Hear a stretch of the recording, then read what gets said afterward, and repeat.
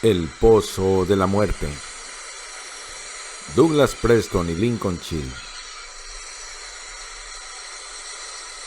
Capítulos 37 a 39.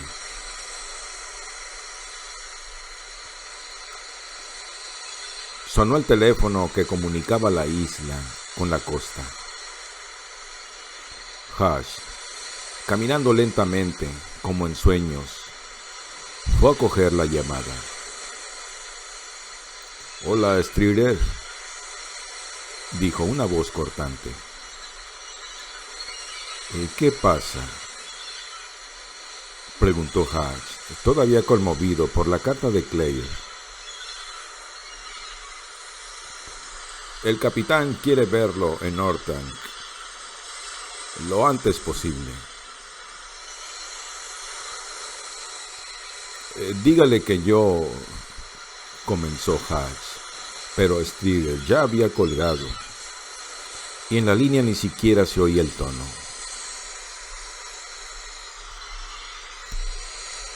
Hash subió por las diferentes rampas y puentes hasta la base de Ortank. El nuevo sistema de ventilación ya estaba instalado encima del pozo. 3 grandes conductos que absorbían el aire, viciado de las profundidades, y lo arrojaban a lo alto, donde se condensaba en grandes jirones de niebla. Las luces del pozo se veían borrosas a causa de la niebla que lo rodeaba.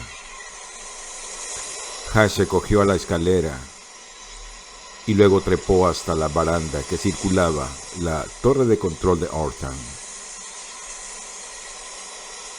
Nadelman no estaba a la vista. De hecho, en la torre solo se hallaba Magnussen, que vigilaba los sensores que controlaban las cargas y sobrecargas de las vigas del pozo. Los sensores estaban conectados a hileras de luces verdes. Cualquier aumento de la presión que soportaban las vigas hacía que las luces se volvieran rojas y comenzaba a sonar una alarma. A medida que se había ido reforzando la estructura del pozo, las alarmas habían disminuido su frecuencia. Incluso los virus, que habían perturbado todo el tiempo el funcionamiento de los sistemas informáticos de la isla, parecían haber sido neutralizados. El complejo sistema de sensores que había comenzado a montar pocas horas antes de la muerte de Wagner ya estaba terminado. Hash se dirigió al centro de la sala y observó el interior del pozo a través del cristal del suelo. Había numerosos túneles y galerías laterales muy peligrosos, pero habían sido acordonados con cintas amarillas y solo podían entrar los equipos encargados de levantar los últimos planos. Una ráfaga de viento disipó la niebla en la boca del pozo y la vista se hizo más clara. La escalera se hundía en las profundidades. 3 raíles brillantes con numerosas plataformas y montacargas adosadas. De la escalera nacían, como los radios de una rueda, los puntales de titanio que reforzaban la estructura del pozo. El efecto visual era estremecedor. Los brillantes puntales metálicos reflejaban las luces de innumerables bombillas, y la estructura de titanio parecía extenderse hasta el infinito. Los puntales de titanio tenían una estructura compleja. Por la mañana, los hombres de Nadelman habían trabajado duro, reemplazando las vigas que faltaban del primitivo encofrado de Macnallan por soportes de titanio, según las instrucciones de Saint John. Después habían añadido otros puntales, siguiendo un modelo desarrollado en el ordenador del Cerberus. Era posible que antes de que terminara la jornada ya estuviera todo preparado para comenzar a excavar los últimos 15 metros que le separaban de la cámara del tesoro. Hatch contempló el iluminado hueco del pozo, pensando aún en la carta de Claire, y advirtió que algo se movía. Era Neidelman, que subía en el montacargas. Von Terr iba a su lado y había cruzado los brazos como si tuviera mucho frío. Las luces amarillas transformaban los cabellos color arena del capitán en oro puro. Hatch se preguntó por qué querría verle allí el capitán. Quizá tenga una llaga, pensó irritado. No le sorprendería que la cita tan urgente fuera para una consulta médica. Nunca había visto a nadie que trabajara tan duro, ni que pasara tantas horas sin dormir, como Neidelman en los últimos días. El capitán descendió del montacargas y luego subió por la escalera de Ortang. Sus botas embarradas dejaron un rastro en los peldaños de metal. Miró a Hatch sin decir nada. Von Terr entró a la sala detrás de él. Hatch la miró y se puso tenso, alarmado por la expresión de la arqueóloga. Neidelman y Von Terr continuaban extrañamente silenciosos.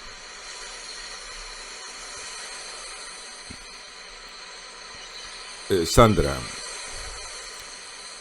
¿puede dejarnos un momento solos?, pidió el capitán a Magnussen.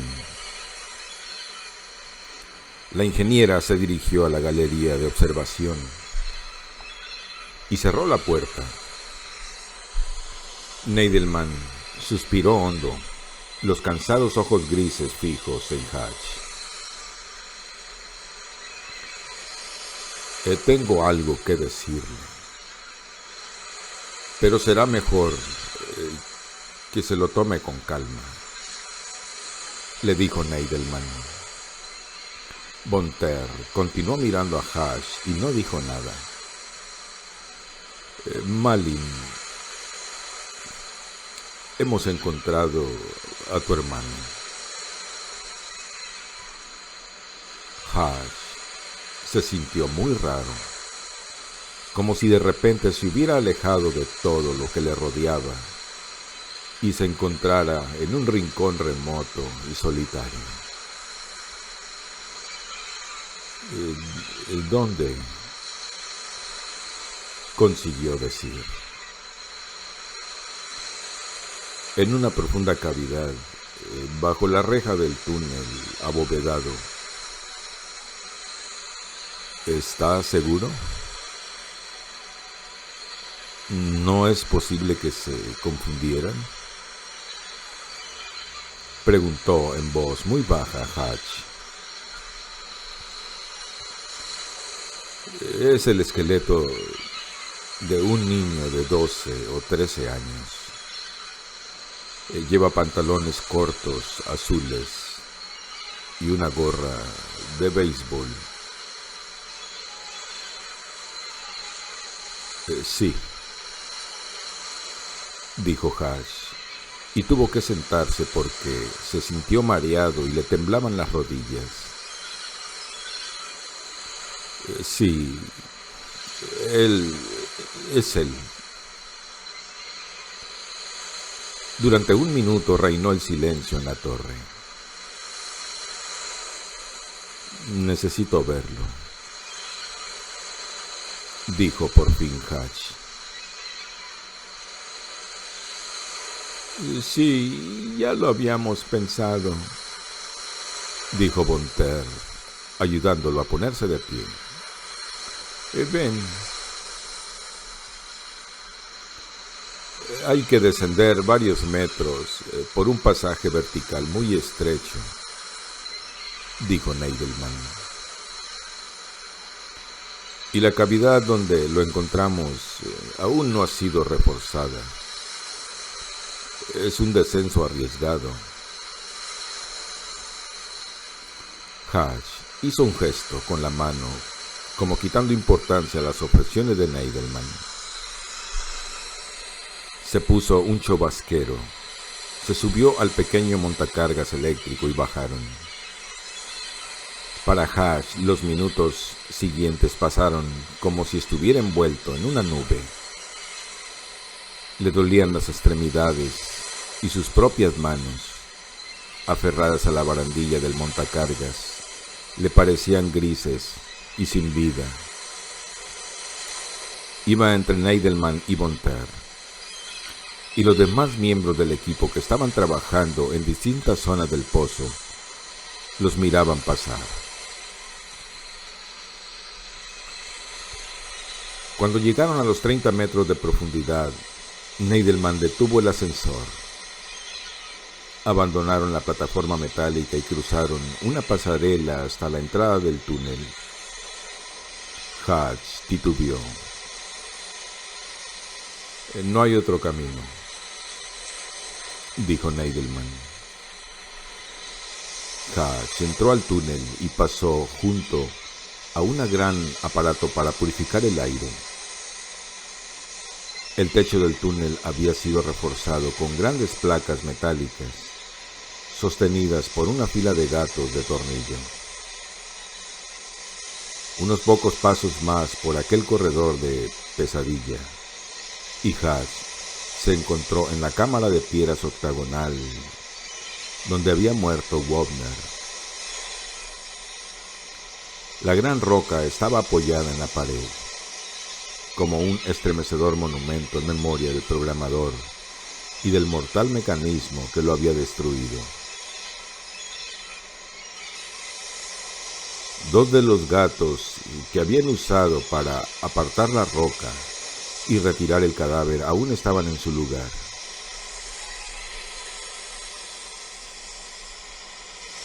Una gran mancha de olor, de color herrumbre, cubría la parte interior de la roca y la pared. Hatch apartó la vista. Esto es lo que usted quería, ¿verdad?, dijo Neidelman con un extraño tono de voz. Hatch hizo un enorme esfuerzo de voluntad y se obligó a seguir adelante hasta llegar al foso en el centro de la cámara. Habían quitado la reja de hierro que lo cubría y una escalera de cuerda se hundía en la oscuridad. Los equipos encargados de cartografiar los lugares más lejanos comenzaron a trabajar ayer en los túneles secundarios, explicó Neidelman.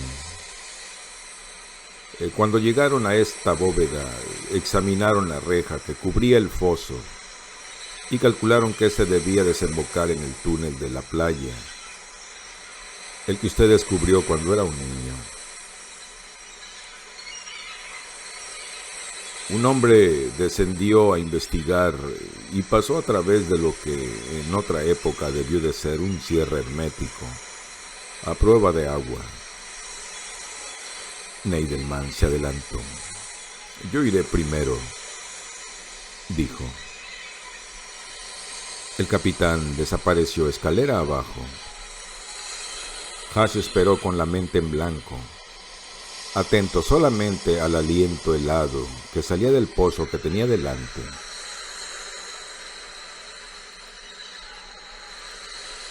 Von Ter le cogió la mano sin decir nada.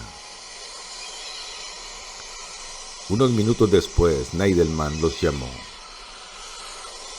Hatch se adelantó y comenzó a bajar por la estrecha escalera. El pozo tenía algo más de 1 metro de diámetro. Hatch continuó bajando. Las paredes eran muy lisas y en un momento dado se curvaban sobre una gran roca. El joven llegó al fondo y cuando dejó el último peldaño de la escalera, sus pies se hundieron en un lodo maloliente. Miró alrededor, medio muerto de miedo. Se encontraba en una pequeña cámara horadada en la roca. Parecía una mazmorra de muros inexpugnables. Pero al cabo de un momento advirtió que uno de los muros no llegaba hasta el suelo. De hecho, no era un muro, sino una gran piedra labrada. Neidelman iluminó el suelo debajo de la piedra y se vio algo de color blanco. Hash adelantó un paso y se agachó. Cogió la linterna del arnés y la encendió. Aplastado bajo la roca había un esqueleto. Todavía llevaba en el cráneo la gorra de los Red Sox y unos mechones de pelo asomaban por debajo. Una camisa en jirones cubría la caja torácica y más abajo se veían los pantalones cortos, sujetos por un cinturón. Debajo de la tela azul asomaba una rodilla huesuda.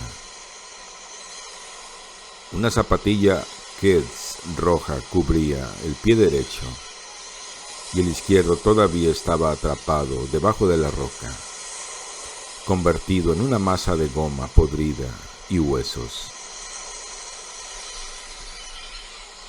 Hash observó que las piernas y los brazos habían sufrido múltiples fracturas. Las costillas se habían desprendido del esternón y el cráneo estaba aplastado.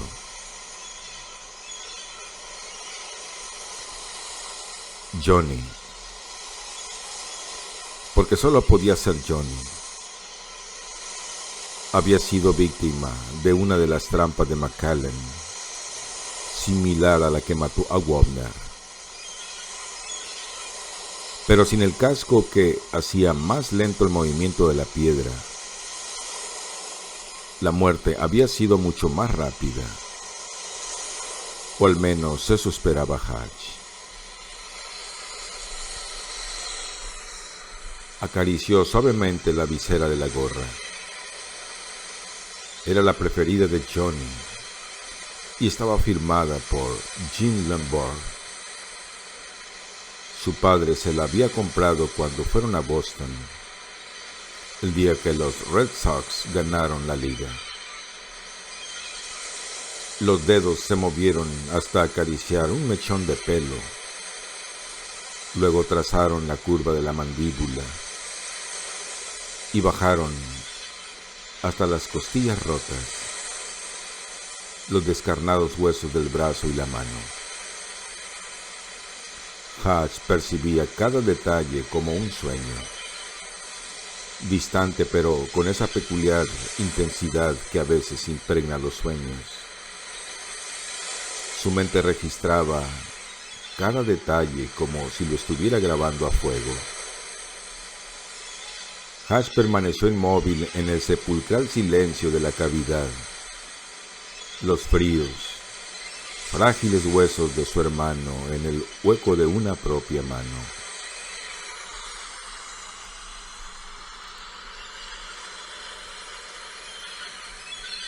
Hatch condujo la lancha del Plain Jane más allá del estrecho de Cranberry y entró en la desembocadura del río Passebec. Cuando giró para acercarse a la costa, miró por encima del hombro. Había dejado atrás Burrhead a unos 6 kilómetros, y desde allí parecía una mancha rojiza en el horizonte. Eran los últimos días del verano, y el aire fresco de la mañana traía ya la promesa del invierno. Hatch continuó navegando, empeñado en no pensar en nada. A medida que el río se alejaba de la desembocadura, se volvía más angosto y las aguas eran más serenas y más verdes. Ahora pasaba por la zona que cuando era niño había bautizado como la Avenida de los Millonarios. Una serie de grandes casas de veraneo construidas a orillas del río en el siglo XIX, con tejados a dos aguas, torrecillas y mansardas. Una niñita vestida con un delantal y una sombrilla que parecían sacados del siglo pasado, lo saludó desde un columpio. Tierra adentro, el paisaje se hacía más suave. Las costas rocosas eran reemplazadas por playas de guijarros, y en lugar de abetos se veían robles y bosquecillos de abedules. Pasó junto a un muelle en ruinas y luego dejó atrás una casilla de pescadores construida sobre pilotes. Ya estaba cerca. Otra curva más, y allá estaba la playa de guijarros, que recordaban también, con sus inmensos bancos de conchas que llegaban hasta los 6 metros de altura. Estaba desierta como había imaginado. A la mayoría de los habitantes de Stonehaven y de Black Harbor no les interesaban los asentamientos indios prehistóricos, ni los montículos de conchas que habían dejado sus antiguos moradores. Pero siempre había excepciones. El profesor Harn los había traído a Johnny y a él a este lugar. Recordaba que era una tarde cálida y soleada, el día antes de la muerte de Johnny. Hatch fondió la lancha en la playa y cogió su caja de pinturas y la silla plegable. Miró un momento alrededor y finalmente eligió un lugar debajo de un solitario abedul. El árbol lo protegería del resplandor del sol y el calor no le resecaría las pinturas. Dejó la caja y la silla a la sombra del árbol y volvió a la lancha a buscar el caballete y la carpeta. De regreso en el lugar elegido, recorrió la escena con la mirada, eligió tema y punto de vista, ordenó mentalmente los elementos del paisaje, se sentó y contempló la escena a través de un visor, entrecerrando los ojos para comprender mejor la distribución de masa y color. El gris claro de los promontorios de conchillas al fondo era un contraste perfecto para el púrpura lejano del monte Lauderdale. No necesitaba hacer un rápido esbozo a lápiz. Comenzaría a pintar directamente con acuarela. Abrió la carpeta, sacó una gran hoja de papel de lino, la puso en el caballete y le pasó suavemente los dedos por encima, apreciando su gran calidad. Era cara, pero valía cada céntimo de lo que costaba. El papel tenía un mordiente que retenía muy bien la pintura y facilitaba el trabajo más fino, incluso con la técnica de mojado sobre mojado que él solía utilizar. Sacó los pinceles de sus estuches de cartón y examinó la selección. Un pincel de punta cuadrada, un par de pinceles redondeados de pelo de marta, uno grueso de pelo de cabra y otro plano para las nubes del fondo. El siguiente paso fue poner agua en el cuenco de la paleta hasta la mitad. Cogió luego un tubo de azul cerúleo, mezcló la pintura con el agua y removió. Le molestaba que su mano herida no cicatrizara tan rápido como él deseaba. Humedeció el papel con el trozo de algodón y luego estudió unos minutos el paisaje. Por fin, y después de suspirar muy hondo, Mojó el pincel y cubrió con una capa de azul 2/3 del papel. Y mientras pintaba, Hutch sintió que comenzaba a relajarse. Pintar este paisaje era como una terapia. Y estaba bien que hubiera regresado a este lugar. Nunca más había vuelto después de la muerte de Johnny.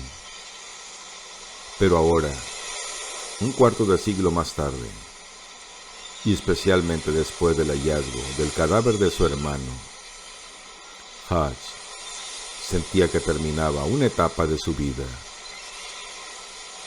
La pena, por fin, tenía un final. Habían encontrado los restos de su hermano. Una vez que él hubiera tomado una decisión sobre la tumba más adecuada, probablemente lo sacarían de aquel lugar donde habían reposado durante tantos años. Y tal vez podrían comprender cómo funcionaba el diabólico mecanismo que le había causado la muerte. Pero hasta eso era ahora menos importante. Lo fundamental era que él podía dar vuelta a la página y seguir adelante. Hutch continuó pintando. Tenía un ocre amarillento que era perfecto para los guijarros de la playa, y podía mezclar ocre con gris para conseguir el color de los montículos de conchas. Buscaba otro pincel cuando oyó el ruido de una lancha que se acercaba por el río. Miró y vio a la arqueóloga, que parecía estar buscando algo en las orillas del río, el rostro moreno medio oculto por un sombrero de paja de ala ancha. Von Terr le sonrió y lo saludó con la mano. Después fondió la lancha en la playa y paró el motor. «Isobel», exclamó Hutch. La joven bajó de la lancha y fue hacia él. Y por el camino se quitó el sombrero y apartó la larga cabellera negra. «Te he espiado desde la oficina de correos. Tienen un bonito telescopio. He visto que ibas río arriba con la lancha y me ha picado la curiosidad».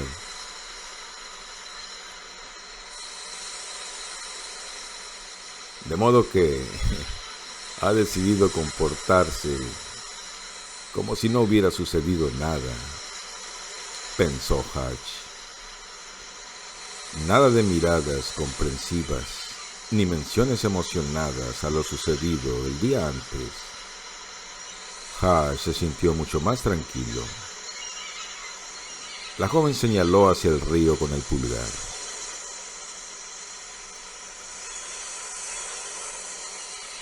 «Las casas de allí abajo son impresionantes», dijo.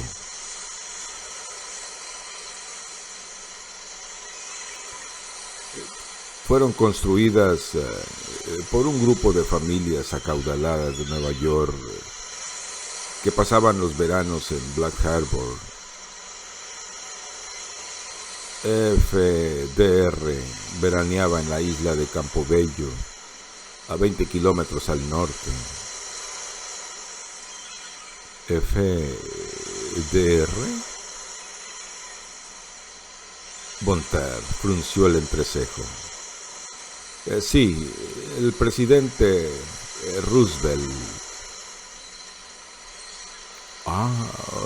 Ya entiendo. Ustedes, los americanos, sois muy aficionados a abreviar el nombre de nuestros líderes. JFK, LBJ.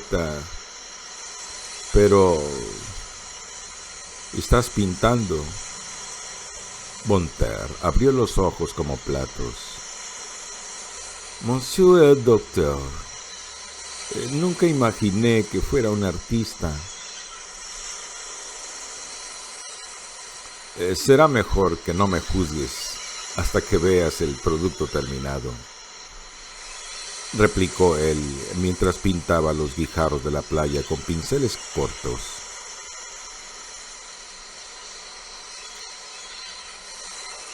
Comencé a interesarme por la pintura cuando estaba en la Facultad de Medicina. Me ayudaba a relajarme. Descubrí que lo que más me gustaban eran las acuarelas, sobre todo para paisajes como este. ¿Y qué paisaje?, dijo Bonter señalando los montículos de conchas. Mon Dieu, son enormes. Sí, las conchas de la base tienen unos 3000 años y las de la cima son de comienzos del siglo XVII, cuando expulsaron a los indios de estos territorios.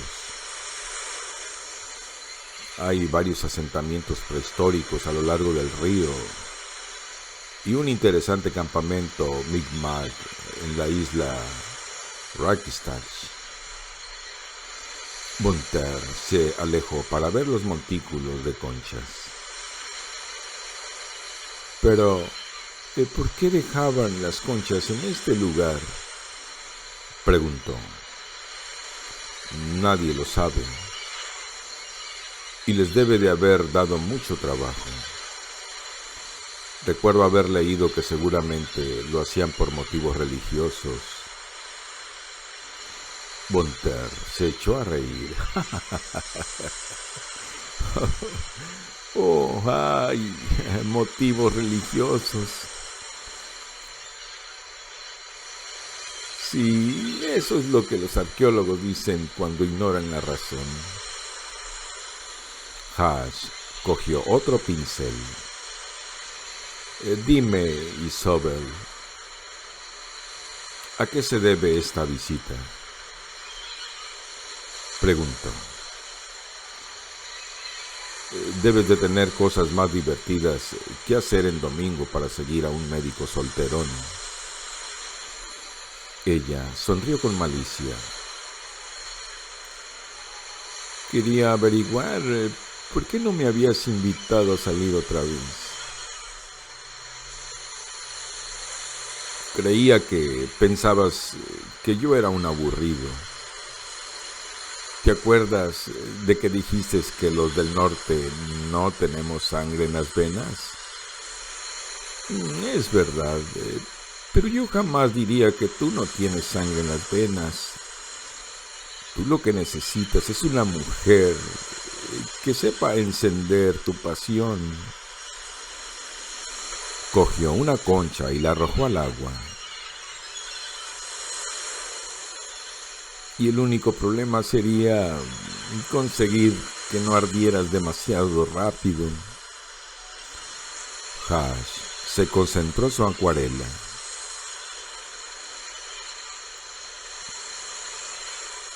En esta clase de combates, Bonter siempre llevaba las de ganar. Ella volvió junto a él. Además, temía que tú estuvieras viendo a esa otra mujer, dijo. Hash la miró. Sí, la mujer del pastor, tu amiga de la infancia. Somos viejos amigos, nada más, respondió Hash con un tono más cortante de lo que pretendía. Bonter lo miró con curiosidad y él suspiró.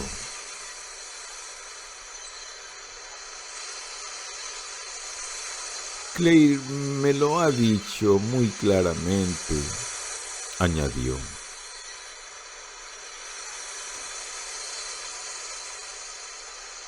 Y tú estás decepcionado. Si he de decir la verdad, no sé qué esperaba cuando regresé a Stonehaven. Pero Claire ha dejado bien claro que nuestra relación pertenece al pasado y no al presente. De hecho, me ha escrito una carta y me ha dolido, pero ¿sabes una cosa? Ella tiene razón.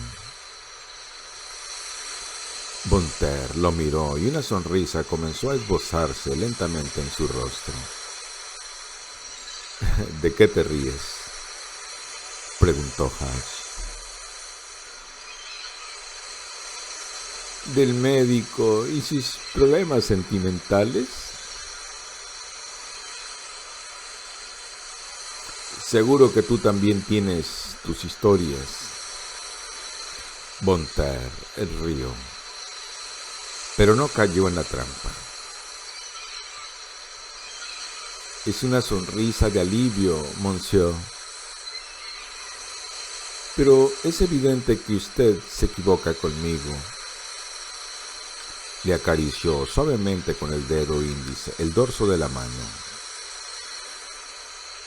Me gusta coquetear, ¿comprendes? Pero solo dejaré que me atrape el hombre de mi vida. Mi madre me ha educado como a una buena católica. Hatch la miró sorprendido. Después volvió a coger el pincel.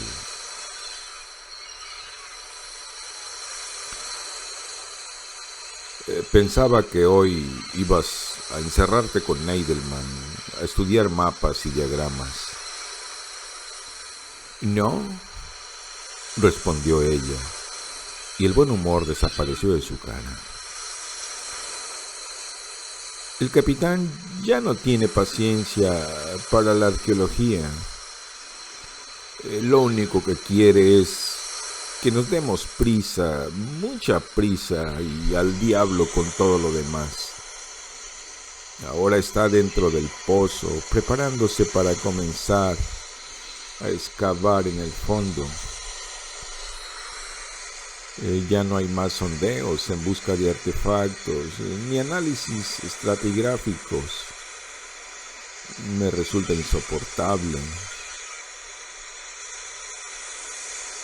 ¿Neidelman está trabajando hoy?, se sorprendió Hatch.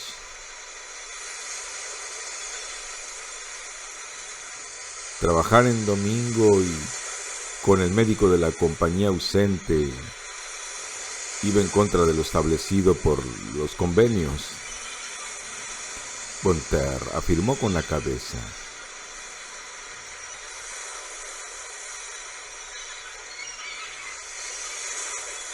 Desde que descubrieron que el pozo era un chapitel invertido, el capitán parece un poseso. Trabaja tanto que pienso que no ha dormido en toda la semana. Pero a pesar de su desesperación por avanzar muy rápido, tardó 2 días en pedirle ayuda a mi excavador favorito. Yo le dije una y otra vez que Christopher, con sus conocimientos de arquitectura, era el hombre que necesitaba para reconstruir el encofrado. Pero no parecía escucharme. Yo nunca le he comprendido. Pero ahora creo que le entiendo aún menos. Hatch consideró por un instante la posibilidad de contarle que Neidelman sospechaba la existencia de un traidor, pero luego decidió no hacerlo. Pensó también en hablarle de los documentos que había encontrado, pero finalmente no lo hizo. Aquello podía esperar, que Neidelman se rompiera la espalda trabajando en domingo, si eso le hacía feliz. Pero era el día libre de Hatch y lo único que él quería era terminar su pintura. Ya es hora de que pinte el Monte Lovell, dijo señalando la oscura y distante silueta. Bajo la atenta mirada de Bonter, mojó el pincel en el color gris, lo mezcló con un poco de azul cobalto y trazó una gruesa línea sobre el papel, arriba del lugar donde la tierra se unía al cielo. Luego cogió el tablero donde estaba sujeto el papel, lo sacó del caballete y colocó la pintura cabeza abajo. Esperó hasta que la acuarela mojó la línea del horizonte y entonces le dio la vuelta y la puso otra vez sobre el caballete. Mon Dieu, ¿dónde has aprendido eso? Todos los oficios tienen sus secretos, respondió Hatch y limpió los pinceles y guardó los tubos de pintura en la caja. Después se puso de pie. Ahora tiene que secarse. ¿Por qué no damos un paseo? Treparon por la ladera del montículo de conchas más alto. Las conchas crujían bajo sus pies. Desde la cima, Hatch miró hacia el río. Los pájaros cantaban en los árboles. El día era cálido y despejado. Si se estaba preparando una tormenta, aún no era visible. Río arriba ya no había indicios de que allí vivieran seres humanos. Solamente la corriente azul y las copas de los árboles, y de vez en cuando la verde extensión de un prado. «Magnifique», dijo Bonter. «Es un lugar mágico».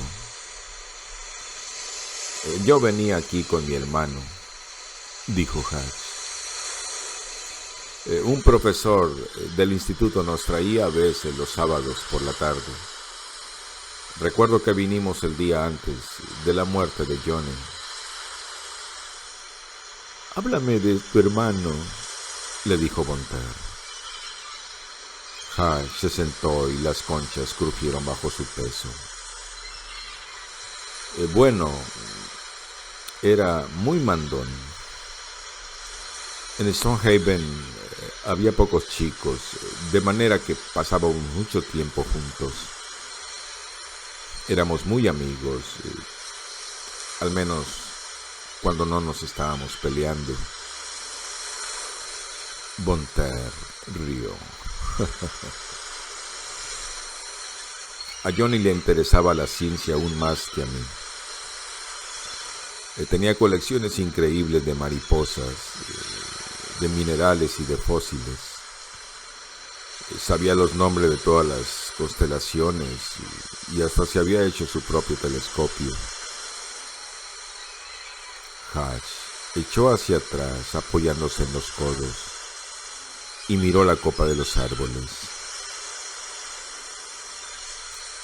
Johnny hubiera llegado muy lejos en la vida. Creo que una de las razones de que yo estudiara tanto y consiguiera graduarme en la Facultad de Medicina de Harvard fue para hacerme perdonar su muerte.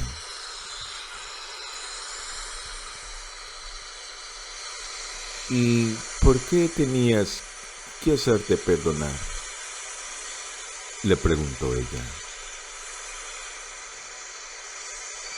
Fui yo quien insistió en que fuéramos a la isla Ratchet. Bonter no dijo ninguno de los tópicos comunes habituales en estos casos, y él se sintió agradecido. Respiró hondo 2 veces, exhalando lentamente. Le parecía que junto con el aliento expulsaba fuera todas las toxinas acumuladas durante muchos años. Cuando Johnny desapareció en el túnel, continuó Hatch, me llevó un buen rato encontrar la salida. No recuerdo cuánto tiempo estuve allí. En verdad, no recuerdo casi nada. Por más que me he esforzado, hay un periodo de tiempo que permanece completamente en blanco. Íbamos gateando por el túnel y luego Johnny encendió otra cerilla. Y después de eso, lo único que recuerdo claramente es cuando llegué al embarcadero de la casa de mis padres.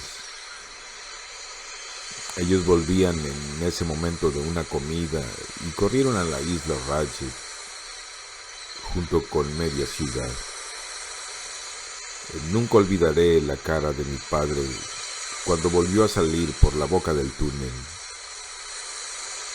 Estaba cubierto con la sangre de Johnny. Lloraba y gritaba y golpeaba las vigas. Hash se quedó un minuto en silencio, reconstruyendo la escena mentalmente. No encontraron el cadáver. Buscaron, hicieron agujeros en los muros y en el techo. Vinieron los guardacostas y también un ingeniero de minas con equipos de escucha. Trajeron una excavadora, pero el suelo era muy inestable y no pudieron utilizarla. Bonter lo escuchaba en silencio. Trabajaron toda la noche, y el día siguiente, y el siguiente. Y luego, cuando ya era evidente que Johnny no podía estar vivo, la gente comenzó a marcharse. Los médicos dijeron que con la cantidad de sangre que había en el túnel, Johnny tenía que haber muerto. Pero mi padre continuó buscando, no quería marcharse. Al cabo de una semana, casi todos abandonaron la búsqueda. Hasta mi madre renunció, pero papá se quedó en la isla. La tragedia le alteró la mente. Iba y venía por la isla, bajaba por los túneles, cavaba agujeros con un pico y una pala y gritaba hasta quedarse ronco. No dejaba la isla. Y así pasaron varias semanas. Mi madre le rogaba que se marchara, pero él no hacía caso. Y un día ella fue a llevarle comida y no lo encontró. Hubo otra búsqueda, pero esta vez apareció el cadáver. Encontraron a mi padre flotando en uno de los pozos. Había muerto ahogado. A nosotros no nos lo dijeron, pero hubo rumores de que había sido un suicidio. Hash continuó mirando la trama que dibujaba las hojas de los árboles contra el cielo azul. Nunca le había contado a nadie toda la historia y no había imaginado que hablar fuera un alivio tan grande. Se sentía como si le hubieran quitado un inmenso peso de encima, un peso que había llevado durante tanto tiempo que había olvidado que estaba allí. Nos quedamos 6 años más en Stonehaven. Pienso que mamá esperaba que con el tiempo la gente olvidaría, pero no fue así. En una ciudad pequeña como esta, nada se olvida. Todo el mundo era tan amable, pero las habladurías no cesaron. A mí no me llegaba mucho de lo que decían, pero sabía que hablaban. Y aquello siguió y siguió. El hecho de que no hubieran encontrado el cadáver de Johnny dejó una marca indeleble en la mente de la gente. y algunas familias de pescadores creían en la maldición. Tiempo después me enteré de que algunos padres no dejaban que sus hijos jugaran conmigo. Por fin, cuando yo tenía 16 años, mi madre ya no aguantó más. Me llevó a pasar el verano en Boston. Se suponía que nos íbamos a quedar allí unos meses, pero llegó septiembre y yo comencé a ir al instituto en Boston. Y así pasó un año y otro. Y luego me marché a la universidad. Y ya no volví nunca más a Stonehaven, hasta ahora. Una gran garza azul voló sobre el río y luego se posó sobre una rama seca. Y luego, la Facultad de Medicina, el Cuerpo de Paz, Médicos Sin Fronteras, el Hospital Mount Auburn. Y entonces, tu capitán vino a mi consulta un día. Ya tienes la historia completa. Hizo una pausa.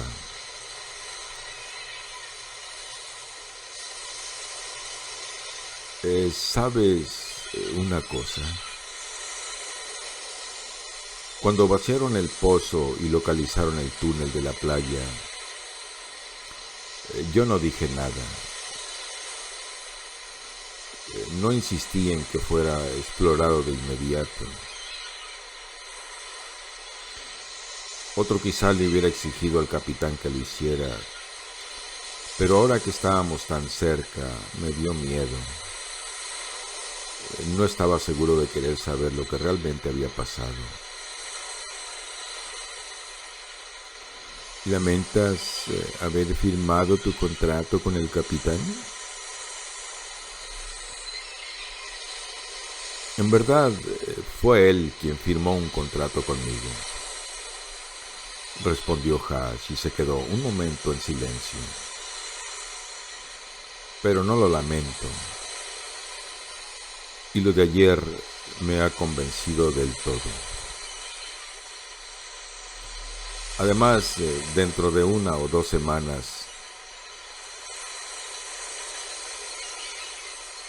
serás uno de los hombres más ricos de Estados Unidos. Él rió. Isobel, he decidido que voy a poner el dinero en una fundación que llevará el nombre de mi hermano. ¿Lo pondrás todo? Sí, respondió Hash y añadió, bueno, todavía lo estoy pensando. Bonter le dirigió una mirada escéptica. Y yo soy muy perspicaz juzgando a la gente, Monsieur le Docteur. Y te creo cuando me dices que pondrás la mayor parte del dinero en la fundación, pero que me arranquen la piel en tiras si no te guardas una bonita suma para ti. No serías humano si no lo hicieras. Y estoy segura de que lo eres. O no me gustarías tanto. Hash iba a protestar, pero finalmente no dijo nada. De todas formas, eres un santo, continuó Bonter. Yo he planeado hacer cosas mucho más mundanas con mi parte del tesoro. Me compraré un coche muy rápido y lujoso. Y claro está, le enviaré una buena cantidad de dinero a mi familia en Martinica. La joven lo miró y Hash vio con sorpresa que ella parecía estar buscando su aprobación. Me parece muy bien, dijo.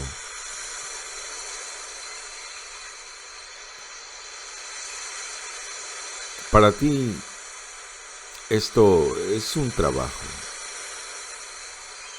En mi caso, es algo mucho más personal. Para ti, para Girard Nadelman, replicó Bonter. Tú quizás has exorcizado a tus demonios, pero creo que el capitán aún no se ha librado de los suyos. En su paz siempre ha estado seducido por el tesoro de la isla Ratchet, pero su obsesión con Macallan es increíble. Para él esto es un desafío personal. Creo que no será feliz hasta que no le tuerza el cuello al viejo arquitecto. Retuerza, la corrigió Hatch. Lo que sea, tú me entiendes. Se quedaron en silencio, tendidos al sol. La joven buscó una posición más cómoda. Encima de sus cabezas, una ardilla saltó de rama en rama, buscando bellotas y chillando suavemente. Hatch cerró los ojos. Pensó que tendría que informarle a Bill Burns, el director del periódico, que habían encontrado el cadáver de Johnny. Bonter estaba diciendo algo, pero se sentía demasiado amodorrado para prestarle atención. Y luego se quedó dormido, en un apacible sueño sin sueños.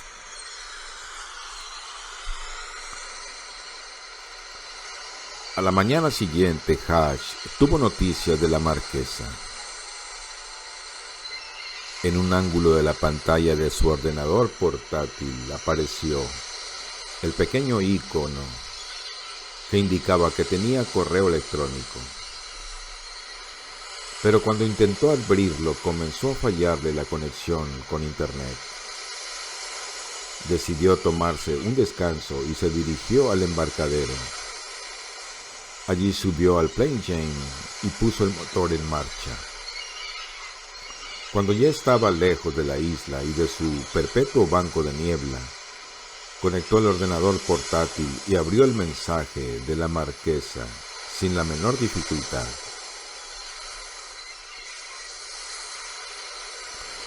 ¿Qué pasa con los ordenadores en esta isla?, pensó.